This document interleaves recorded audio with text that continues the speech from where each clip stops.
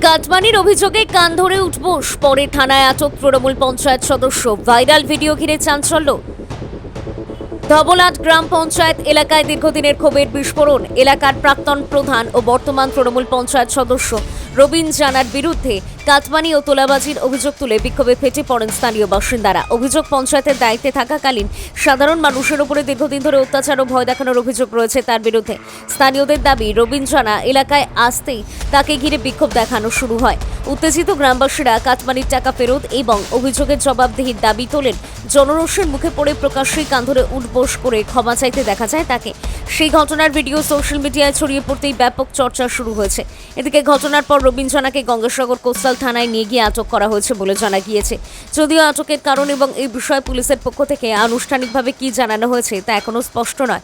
স্থানীয় বাসিন্দাদের হুঁশিয়ারি, ভবিষ্যতে এ ধরনের অভিযোগের পুনরাবৃত্তি হলে আরও বৃহত্তর আন্দোলনের পথে হাঁটবেন তারা। ঘটনাকে ঘিরে এলাকা জুড়ে রাজনৈতিক তরজা তুঙ্গে। দক্ষিণ চব্বিশ পরগনা থেকে গোপাল শীলের রিপোর্ট, ডিএন নিউজ বাংলা।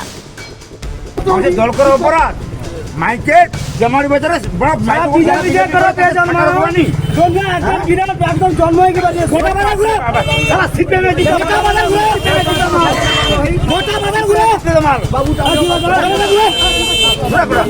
গোটা বাজার ঘুরে। আজকে তৃণমূলের নেতা কান ধরে উঠবোস করলো কেন? এই ব্যক্তি তৃণমূলের প্রাক্তন প্রধান, বর্তমানে পঞ্চায়েতের প্রতিনিধি। এই ব্যক্তির বিরুদ্ধে একাধিক কাটমানির অভিযোগ রয়েছে। দোকান থেকে কাটমানি থেকে শুরু করে আইলার টাকা, বিভিন্ন প্রকারের কাটমানির অভিযোগ রয়েছে। 4 তারিখের পর থেকে উনি নিখোঁজ ছিলেন। আজকের হঠাৎ সকালে উদয় হয়েছেন জামাগুড়ি বাজারে। জনগণ ওনার কাছ থেকে সেই কাটমানির টাকা ফেরত চায় এবং প্রকাশ্যে কান ধরে উদ্বোসনা করানো হয়। পরবর্তীকালে ওনাকে গঙ্গাসাগর কোস্টাল থানার অধীনে ওনাকে সমর্পণ করানো হয় এবং আমরা চাইছি এই কাটমানির সঙ্গে যেসব তৃণমূল নেতা যুক্ত রয়েছে তাদের সবাইকে আইনের আওতায় এনে যথাযোগ্য তাদের যেন শাস্তি পায় তারা, এবং সাধারণ মানুষ সেই কাটমানির টাকা যেন ফেরত পায়। একজন সাধারণ নাগরিক হিসেবে এটা চাইছি। রাজু মণ্ডল, গঙ্গাসাগর।